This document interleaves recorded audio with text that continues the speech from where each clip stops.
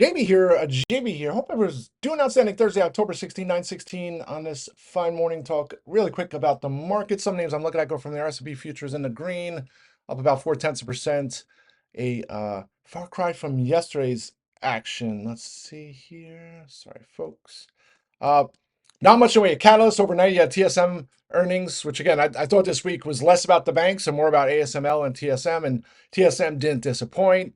A beat and raise, talked about, I don't know, 40% year-over-year growth, just which is mammoth considering the revenues they already do. And it's kind of like the AI semi-sector all had a collective sigh of relief. They just, I wouldn't say, uber bullish or what have you, but it kind of removed any possibility of some surprise disappointment. And the AI semi capex infrastructure, whatever you want to call it, circle jerk rolls on. So next week we get earnings, outside. So we have the government shutdown. So that as it continues, there'll be more headlines, the economic impacts, because we're not getting any data. Next week we have earnings. So Netflix, Intuitive Surgical, I think that's Tuesday. Tesla Wednesday. Then you have IBM, Intel on Thursday.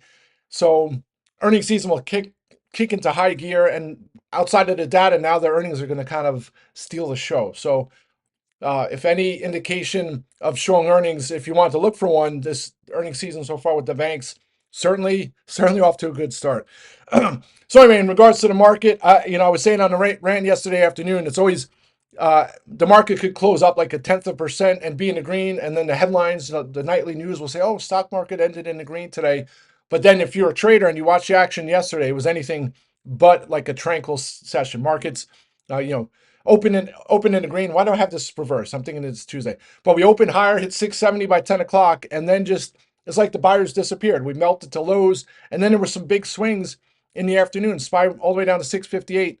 And at times I'm looking at puts. I'm like, is this the start of some kind of bigger pull? And then we get I won't call it the magical hand, but found some support, melted into the green. It's the afternoon. SPY closed up 0.4%. So I think it's like 4 or 5 sessions in a row of wide swings when, I was talking about the trading ranges being like 0.3%. So I don't know. Hopefully we have an inside day today. That's when the highs and the lows are inside the previous days. If we can have a couple days of that, maybe we get back to a somewhat normalcy in regards to the trading ranges.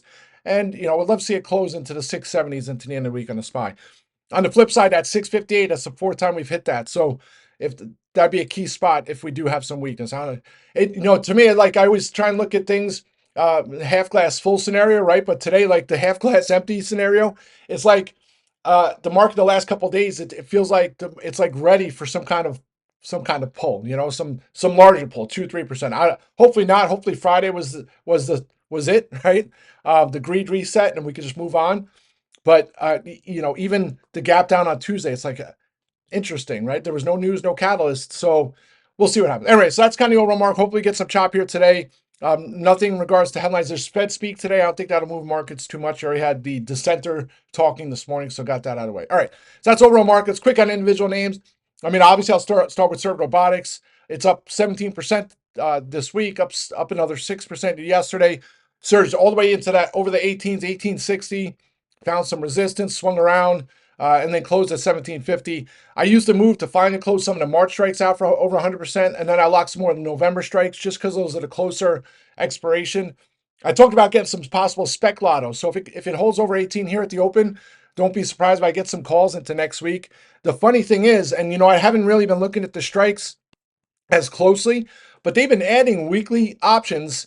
They first started in August, and now it's like there's a lot of weeks of weekly options on SERV Robotics. I think a lot of that's a function of the huge option volume that's been going on. So good stuff. I mean, to me, it only gets more attention for the name. So I talked about it yesterday. Its all-time high is 24.25 in January. So we're still 30% off that all-time high.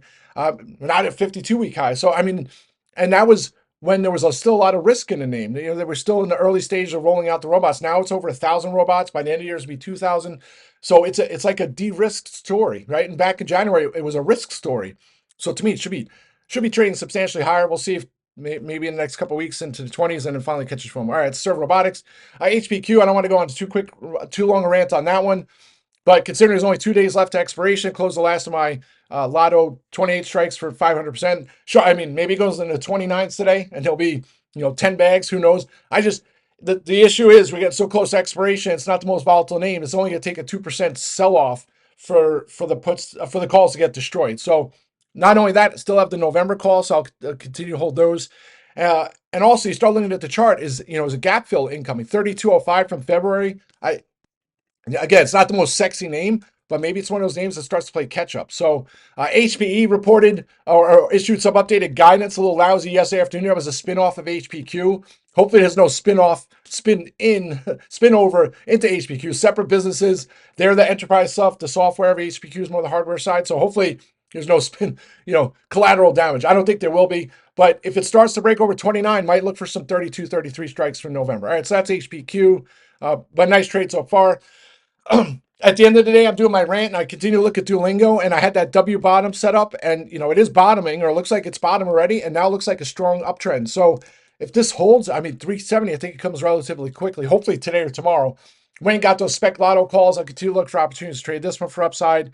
Again, so one of those earnings stories, I always bring the parallels to MDB. MDB had great earnings one quarter, spiked, and then sold off, and for no reason, right? And then the next earnings was the earnings that took off and ran up $100 the next day, and the rest is history. Maybe the next earnings is the one for Duolingo. Not the premiums are expensive, so tough to trade this one to earnings, but a name I'll continue to play for upside. Some other names I'm putting on the watch this year. Target, right? It's up 2 days in a row here. Walmart was up yesterday. It seemed like some of the discretionary, like clothing names and things like that. Fossil, but Fossil had an offering news, or debt news this morning is getting pummeled. But it seems like some of those names are going. And, if there's a name that, in regards to, like, if you look at an apples to apples comparison, Walmart and Target has like a 15% upside chance here. So not the most sexy name, but a name. I just put this on here. I don't know why I didn't put it on the watch list, but a name I'm watching into earnings. So maybe get some calls for premium build. I tried to do that last earnings. Maybe this is the one. That's Target. Also CRM this morning, right?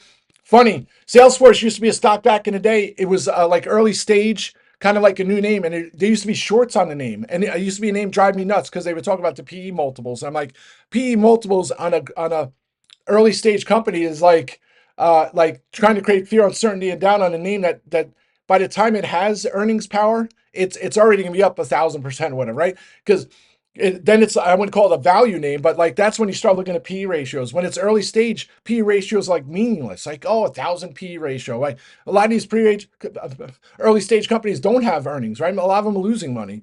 But that used to be the story at Salesforce. And then, went bonkers, great. And this is, I forget, he's like a protege of Larry Ellison. Benioff, whoever you pronounce his name. But now you look, and Salesforce has been kind of like stuck in a 6-year or 5-year like lackluster trading, right? And so it's funny, they announced an AI opened a ChatGPT news yesterday, and stock got destroyed. It was down 3% or the day before. And it's like one of the few stocks that announced a partnership or any news with OpenAI and sold off, right? It's like almost comical. But then yesterday they announced their plan, 5-year growth of like 10% or whatever, and the stock is up a couple bucks. But maybe, and Tim's pointed out, like maybe it's the start of a breakout, right? And Oracle is one of those names that was kind of, I wouldn't say left for dead, but a couple of years ago was trading kind of the same. Like you had the work days of the world was supposed to eat its lunch. And now you take a look. The stock was in the 50s, pretty much from 40s and 50s from 2015 all the way to 2021, and then finally had its breakout. Is this the start for the next leg for Salesforce? So definitely a name to watch. All right, so those are the two names kind of on the watch. And then quick on other names. JOBY, tough one to trade, all the way up to 18 and 60 in the morning. Almost got some more of the November strikes, and then it reverses course. Another dollar closes down at 17.60 in the red. Tough one to trade. So hopefully if one of these days it breaks 18 and holds, I'll get those November strikes. Edit back on the run here. And, if it gets over 14.50 today or in the next day or two, I might look for some lottos, the $10 January strikes. Because you take a look at the names I was talking about, I don't know if it was in the summer, Corbis, the term for pharmaceuticals. Take a look at Corbis, right? It was at like $7-8. It's all the way up did it hit 17? Let's see. Yeah, 1750 right now, and it's still going. So I'm not sure. I'm not saying Edit's going to do the same thing, but get in before it's hot, right? And then hold. The hold's the hardest part. All right, let's have a great day, folks. I'll be on audio later. Last but not least, if markets find pressure, right? If there is some sell-off, 664 looks like a key spot. Excuse me. And then yesterday I was looking at the SQQQ calls. Thankfully, right at the in the afternoon when we had the sell off, I didn't pull the trigger. But if we do get some kind of replay of yesterday and we don't hold the gains in the afternoon, I might look for some calls as a hedge. All right, SQQQ calls, which is a an inverse ETF, so it's a put hedge. All right, so have a great day, folks. I'll be back. Rock and roll.